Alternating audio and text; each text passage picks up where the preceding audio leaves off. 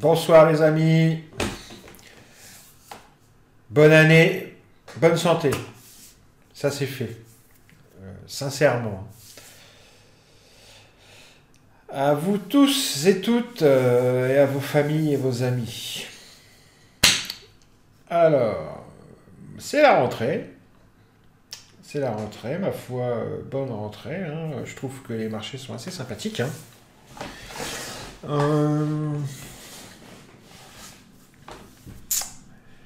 Là, je suis en train de regarder le Nasdaq et de le trader, le Nasdaq d'ailleurs. J'ai passé quelques trades cet après-midi, enfin ce soir. Une jolie séance haussière sur la session cash du Nasdaq. D'ailleurs, là, on est en train de remonter. Vous voyez, on a eu... je vais mettre le market profile session cash et session Globex. Vous voyez, ça c'est la session Globex hein, du Nasdaq. Et là, on a la session cash, 15h30 ouverture. Et depuis, on a fait une open qui est venue tester un point ici. Et ensuite, on a drivé plein nord. Très intéressant. Très beau à voir toute la journée. Et ce soir, là, moi j'ai passé quelques trades. Et là, on est en haut de marché. Et ça balance. Alors, il est 19h, c'est l'heure du déjeuner là-bas. C'est normal que ça se calme un petit peu. Mais autant j'adore trader des mouvements directionnels comme on a eu là, hein, autant une belle balance comme ça, c'est intéressant également. Hein.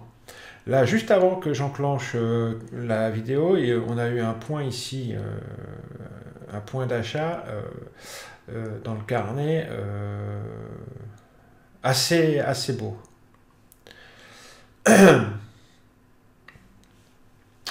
Alors attendez, je vais enlever ça. Tac. Et je vais mettre Sierra Chart en grand. Pour vous montrer un petit peu où est-ce qu'on se trouve. En fait, on se trouve tout en haut de marché. Hein, si je mets un graphique 30 minutes.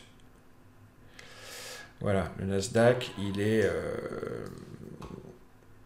dans une petite balance. Alors, là, il y a quelques temps, on était dans une balance un peu plus bas. Je vais resserrer. Voilà. On était dans une balance là un petit peu plus bas. On s'en est extrait pour monter en haut de marché. On a balancé un petit peu ici. On voit sur le volume profile, hein, ça, on marque les gros pics comme ça. Et on est revenu comme ça au sud pour travailler un petit peu ce creux là qu'on a laissé. Et d'ailleurs, tout à l'heure, j'ai passé quelques trades. Quand on a amorcé dans la remontée le passage à l'intérieur du creux. C'est tout ce mouvement là à partir du gros trait rose ici, c'est le POC du mois dernier. Toute cette phase de marché entre là et là, je l'ai tradé à l'achat. C'était très intéressant. Bon, maintenant, on est dans le creux et on bloque au niveau de la zone intermédiaire du creux, sous cette grosse single print ici. D'accord ?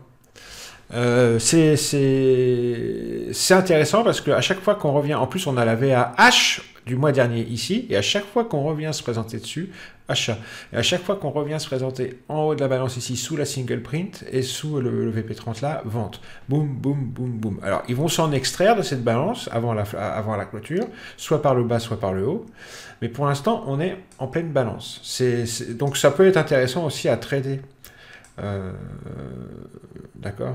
Et ça peut aussi être intéressant de tenter d'être au moment de l'extraction, de prendre le mouvement, si on est devant l'écran.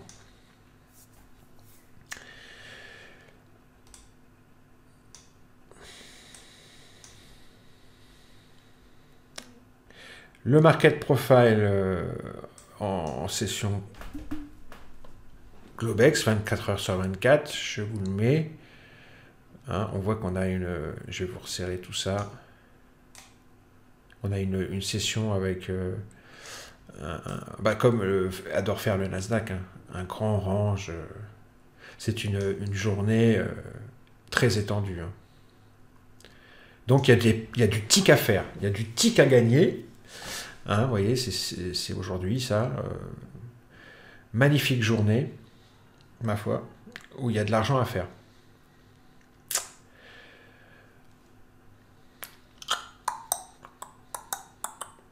Il n'y a pas de secret, hein. Regardez ce profil parent, là, parent de ce profil ici. En fait, nous, ici, on avait ce qu'on appelle un inside day, un profil qui est compris à l'intérieur d'un profil parent, celui-ci. On s'en est extrait par le bas, on a travaillé là en début de journée, et après on a tenté de s'en extraire par le haut, ça a échoué, la single print a arrêté les prix et on est redescendu. Donc on a un travail au niveau de l'inside day, au niveau du creux du profil par an là, avec un échec à s'en extraire par le haut pour l'instant. En fait, on travaille ce grand creux qu'on a laissé ici, sur ce jour-là, le 4 janvier.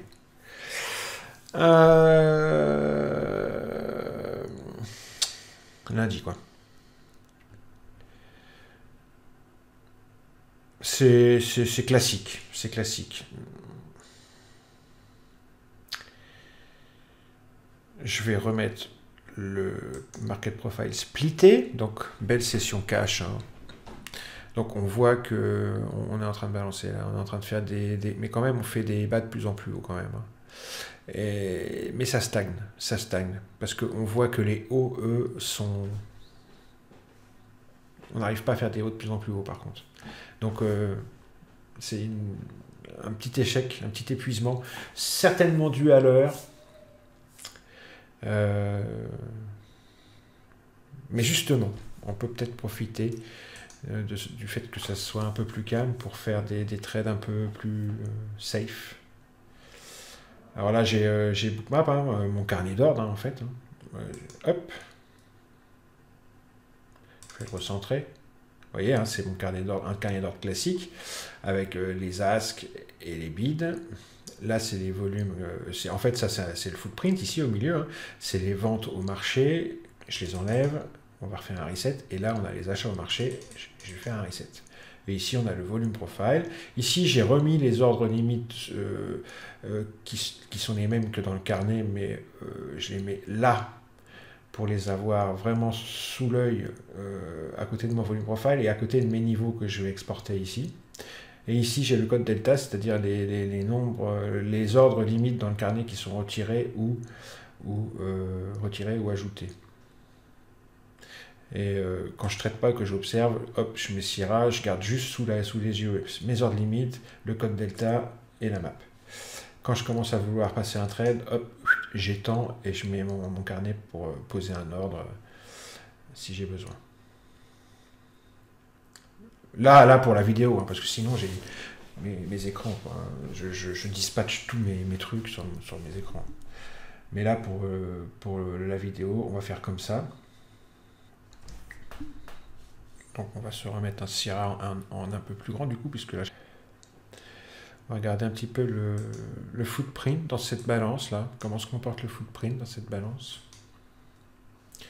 Voilà, donc on voit...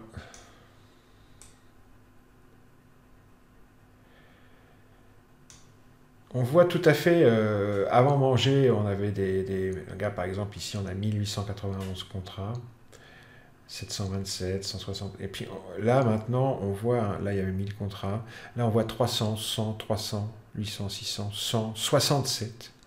Là ils sont partis manger, hein. 197. Clairement il y a beaucoup moins de volume, ils sont partis manger.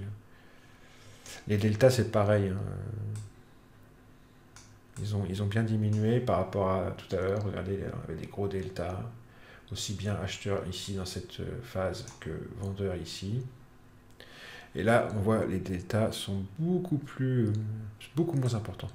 Mais ça va revenir, hein, petit à petit, les volumes vont revenir. Ils vont revenir en fin de session entre 20h et 22h.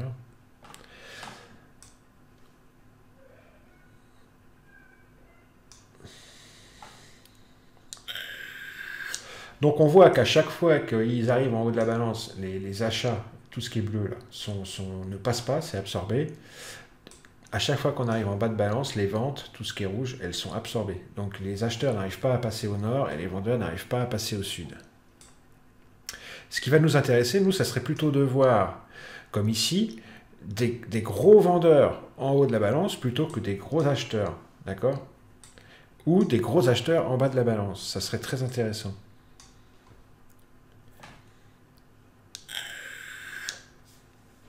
Avec des volumes qui explosent et des deltas qui explosent. Ça serait beaucoup plus intéressant. Là, on fait une micro balance dans la grande balance, avec un micro support. Alors ça se traduit par un micro support dans le carnet, hein, qu'on voit ici. Alors ce genre de micro support sur des actifs comme le Nasdaq ou le DAX, il faut s'en méfier, hein, parce que souvent on vient chercher les stops en dessous. Alors, il y a le gros support de la grande balance qui est ici, en bas. Et ici, on a un micro support d'une petite balance en haut de la grande balance. Et tout ça, c'est... je vais essayer d'exporter les VP30 et les single print tout à l'heure. Je sais pas si je vais y arriver.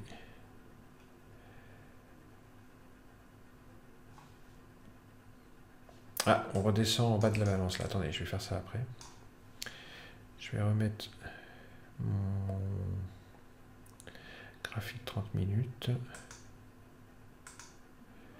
Je vais me faire un chartbook spécial Nasdaq, parce que cette année, je vais beaucoup trader Nasdaq.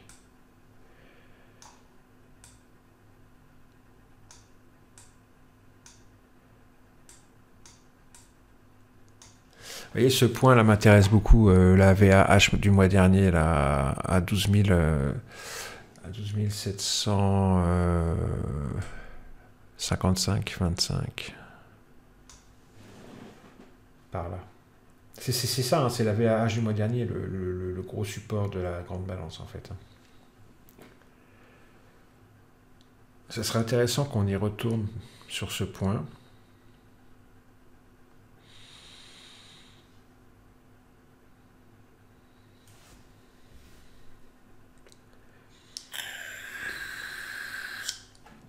Et je ferai peut-être un scalp mais rapide. Et puis ça sera bon. Hein. Je vais en profiter pendant ce temps-là là, pour faire un petit peu de pub pour mon pote Thierry, de la chaîne YouTube tradingmarketprofile.com, de la chaîne... Ah, attendez. Je fais un petit peu de pub, il fait des lives le matin. Essayez de venir assister au live, c'est super intéressant. Il en a fait un ce matin. C'est vers 7h30, 8h sur sa chaîne YouTube. Abonnez-vous et cochez la petite clochette, comme ça vous aurez les notifications. Regardez comme le carnet, on pousse dans le carnet les prix pour qu'ils aillent vers le support. Regardez comme ça pousse, regardez comme ça pousse.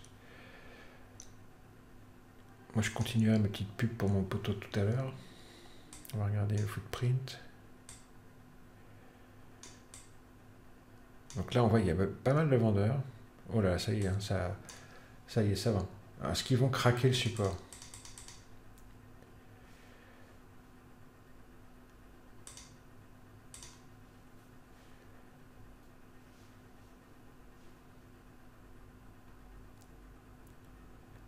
Ça a bien tenu. Hein. Ça a bien tenu. Pour l'instant, il y a eu quelques acheteurs en bas de bougie. Une légère imbalance acheteuse, légère, 200%. Ça, c'est pas mal, c'est pas mal.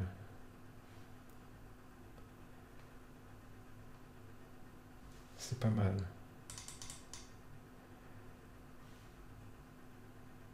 On voit que les deltas, les vendeurs poussaient et ils ont été repris. Vous voyez cette mèche dans le delta là?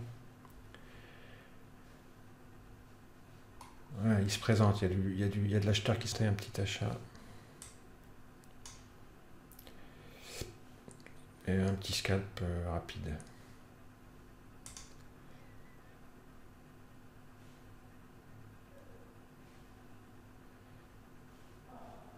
C'est la troisième fois qu'on vient toucher ce support.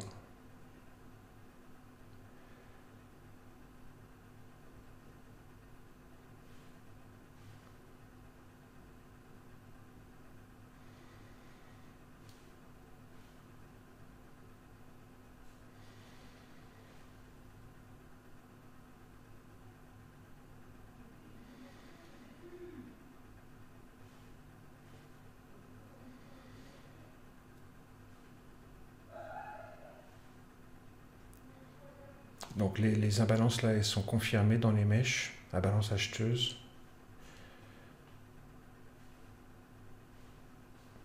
Je vais tenter de sortir avec une dizaine de ticks. Là, je vais essayer de sortir. Là.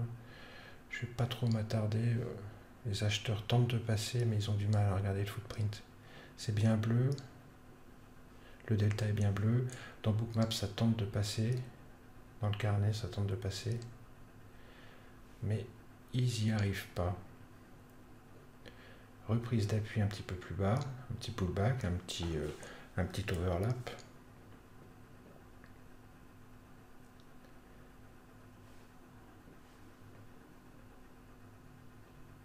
Je ne vais pas m'attarder. J'aurais préféré qu'il monte plus vite. Ah ça y est, c'est parti. C'est parti, c'est parti. Moi, ça me suffit. Hein. Voilà. Vous faites plusieurs scalps comme ça, et puis voilà. Bon, bah c'était pas mal. Donc, vous voyez, ils sont venus retravailler le support une troisième fois.